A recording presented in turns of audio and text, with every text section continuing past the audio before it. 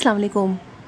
गुलाब के फूल को फूलों का बादशाह कहा जाता है और इसमें कोई दो राय भी नहीं है। गुलाब के फूल वाकई में देखने में बहुत खूबसूरत होते हैं और जब सर्दियों में ये हमारे घरों में खिलना शुरू होते हैं तो देख देख के इनको बहुत खुशी होती है। नर्सरी अगर आप जाएं तो वहाँ इतने सारे प्लांट्स होते हैं, लेकिन हम जब भी नर्सरी से वापस आते हैं अपने प्लांट लेने जब जाते हैं तो एक दो तो ज़रूर गुलाब के पौधे लेकर घर में आते हैं और फिर पूरे साल उसकी केयर करते हैं। गुलाब के प्लांट जो होता है वो बहुत ज़्यादा सेंसिटिव प्लांट है। मेरी इस बात से बहुत से लोग इत्तेफाक करेंगे और बहुत से नहीं करेंगे, लेकिन यकीन जानिए जितनी केयर मैं अपने इन गुलाब के फूलों की करती हूँ, प्लांट की करती हूँ, उतनी तो शायद मैं किसी भी प्लांट की नहीं करती। और बहुत से तो अच्छे तरीके से इसमें ग्रो करते रहते हैं, लेकिन बहुत से प्लांट ऐसे होते हैं कि इतनी केयर के बाद भी ख़राब होना शुरू हो जाते हैं।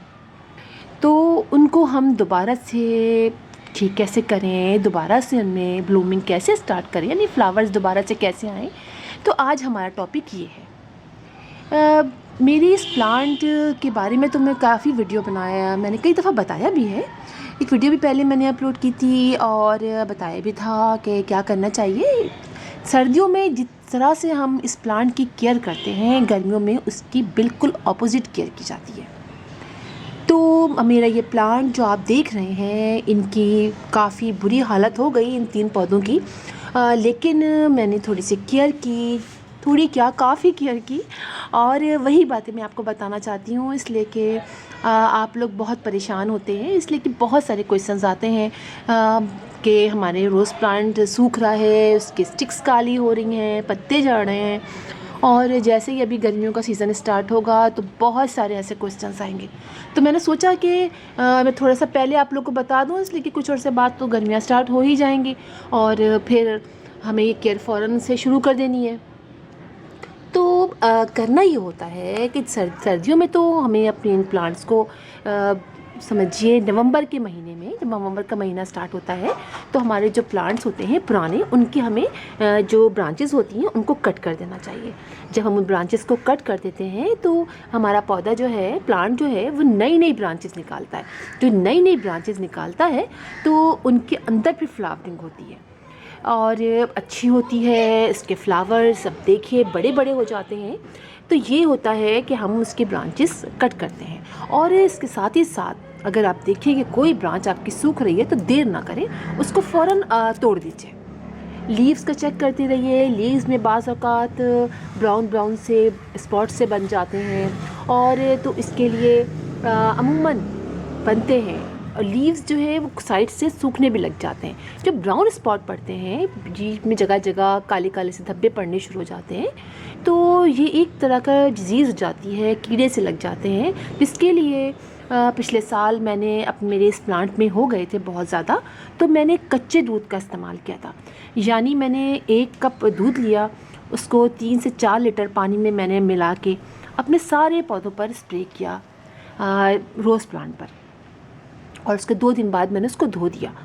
तो इस तरह से मैंने हर 3 दिन बाद किया, तो मेरे इन प्लांट्स के लीव्स वापस से सही हो गए, जगह जगह से होल बन गए, यानी वो कीड़े से थे जो मर गए और फिर होल से बन गए, और फिर मेरा प्लांट वापस से सही होना शुरू हो गया।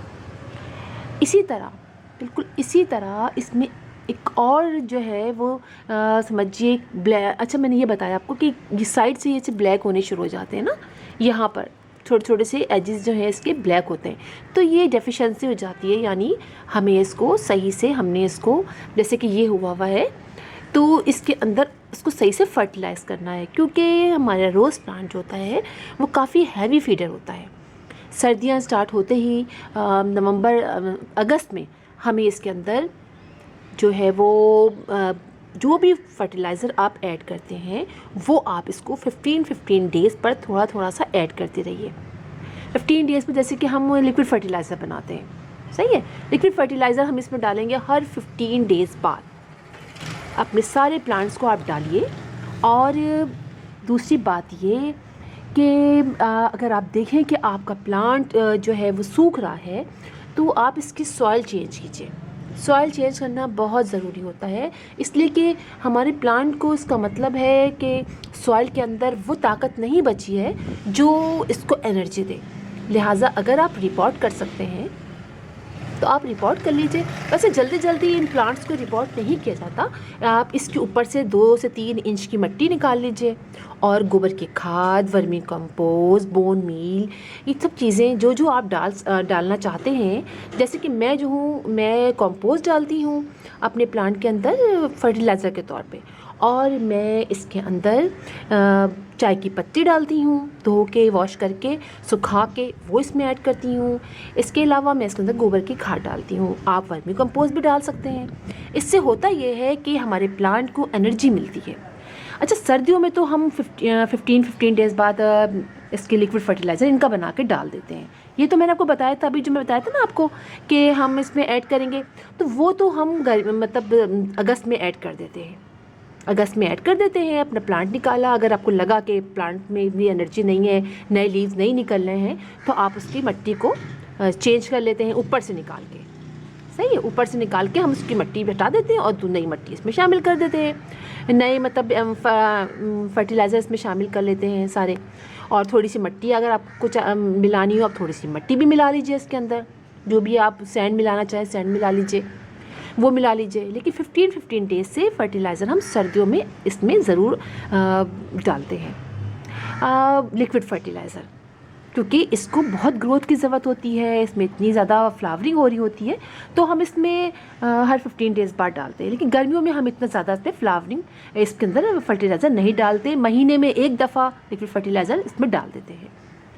अच्छा, गर्मियों में जो मेरा ये प्लांट था, मैंने इसको बहुत सारे प्लांट्स के बीच में रखा। पानी का बहुत ख्याल रखा। सर्दियों में तो उसको बहुत ज़्यादा पानी की ज़रूरत नहीं होती है। आप चेक कीजिए कि पानी आपकी सॉइल मॉइस्ट रहनी चाहिए, बहुत ज़्यादा पानी मत डालें। कभी हल्की सी ड्राई हो जाए, ऐसे अभी आपने अब देखा कि अभी ड्राई है, तो आप आधा 1 घंटा छोड़ दीजिए, फिर पानी डाल दीजिए। लेकिन बहुत ज़्यादा ड्राई आपने इसको नहीं होने देना है। और गर्मियों में जहाँ हम इसको मुसलसल शेडी पे एरिया में रखते हैं, सर्दियों में आपने इसको फुल सनी जगह पे रखना है, जहाँ डायरेक्ट सनलाइट आए 4 से 5 घंटे की, तभी इसके अंदर बड़े बड़े से फ्लावर्स निकलने शुरू होते हैं। ये वो बातें थी जो मैंने की, और मैंने सोचा कि चले आप लोग को थोड़ा सा बता दूं जो मेरी अपनी नॉलेज है और जो मैं करती हूँ। तो इस तरह से हम अपने प्लांट की केयर करते हैं।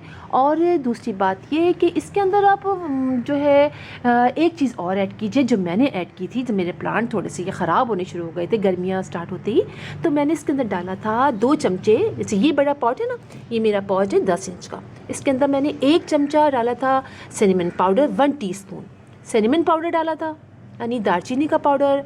1 टेबल स्पून मैंने राख डाली थी, वुड ऐश डाली थी, और मैंने काली मिर्च 1/2 टीस्पून, सही है, समझिए आप, वो मैंने डाली थी इसके अंदर, ताकि फंगस ना लगे। ये बहुत इंपॉर्टेंट है, इसलिए कि हमारे प्लांट्स को जो अक्सर फंगस लग जाता है, तो ये आप ज़रूर कीजिए। और सर्दियों में तो अभी भी कर सकते हैं आप, कोई ऐसी मुज़ायका नहीं है, आप अभी भी कर दीजिए। और गर्मियों में तो मैंने स्पेशली जब इसका प्लांट ख़राब होने लगा तो मैंने किया और इसकी कटिंग कर दी थी।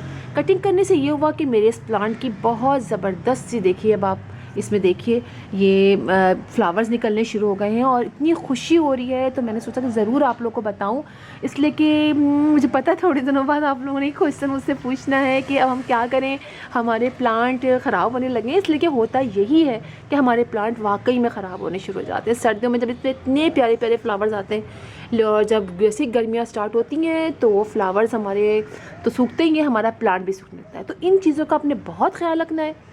और आपने फिर जैसे ही थोड़ी सी गर्मियाँ स्टार्ट हो तो आपने इसको मूव कर देना है ऐसी जगह पे जहाँ डायरेक्ट सनलाइट ना आती हो।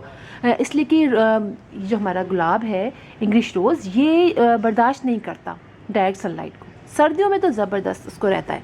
आप 3 से 4, 5 घंटे की, 6 घंटे की डायरेक्ट सनलाइट में रखिए। पानी का बस ख्याल रखिएगा, पानी से बहुत ज़्यादा इसको खुश नहीं होने देना है, हल्का का सा मॉइस्ट रखना है, फिर आप देखेंगे कितना अच्छा ग्रो करता है। लेकिन गर्मियों में बहुत ख्याल रखना है इन चीज़ों का। तो मैंने सोचा था आप लोग को बताऊं, इसलिए कि मुझे बड़ी अपने प्लांट्स को देख के खुशी हो रही थी, इसलिए कि ये सारे प्लांट वाकई में हम इतनी केयर करते हैं और हर दफ़ा तो हम नया प्लांट नहीं ला सकते कि हर दफ़ा सर्दियाँ स्टार्ट हो और हम नया प्लांट लाएं। एक दफ़ा आपने अपनी प्लांट को सेव कर लिया, आपको टेक्निक आ गई, तो फिर हर दफ़ा आप अपने प्लांट को इसी तरह से केयर कर सकेंगे। उनको देखिए मैंने कितनी सारी इनकी ब्रांचेस कट की थी, ये सारी ब्रांचेस कट करती गई, फिर जाके मेरा ये प्लांट अब इस काबिल हुआ है कि इसमें फ्लावरिंग स्टार्ट हो गई है। और ये फिर मैं आपको दिखाती रहूँगी, जैसे जैसे मैं करती रहूँगी ना गर्मियों में, चलिए मैं आप लोग को बताती भी रहूँगी कि अब हमने करना क्या है।